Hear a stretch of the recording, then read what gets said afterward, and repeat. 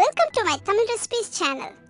Tamil Recipes channel subscribe பண்ணாதவங்க subscribe பண்ணுங்க and மறக்காம bell button click பண்ணுங்க. ஓகே, இன்னைக்கு என்ன ரெசிபின்னு பாப்போமா?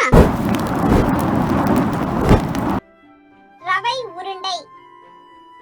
செய்ய தேவையான பொருட்கள்: ரவை 1 கப், சர்க்கரை 1.25 கப், நெய் 1/4 கப்,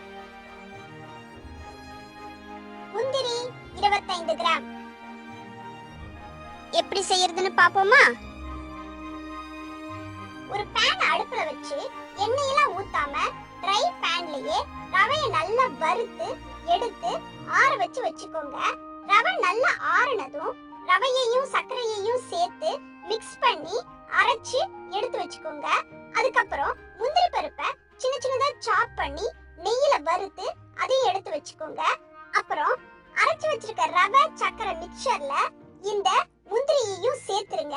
அதுக்கப்புறம் நெய்யை அடுப்புல வச்சு நல்லா காய்ச்சி அது சூடானதும் இந்த ரவை சக்கரை மிக்சர்ல அதை கொட்டி நல்லா மிக்ஸ் பண்ணிட்டு நல்ல சூடா இருக்கும் போதே அத உருண்டைகளா பிடிச்சிட்டீங்கன்னா நம்ம ரவை உருண்டை ரெடி.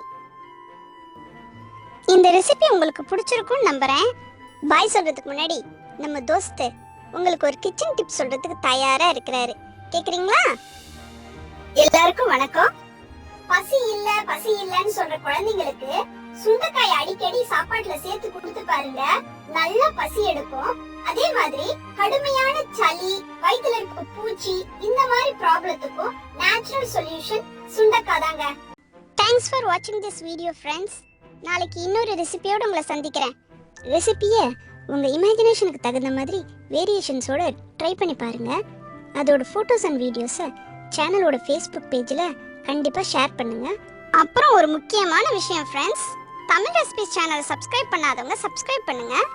மறக்காம பெல் பட்டனை கிளிக் பண்ணுங்க. சரியா? Okay, by.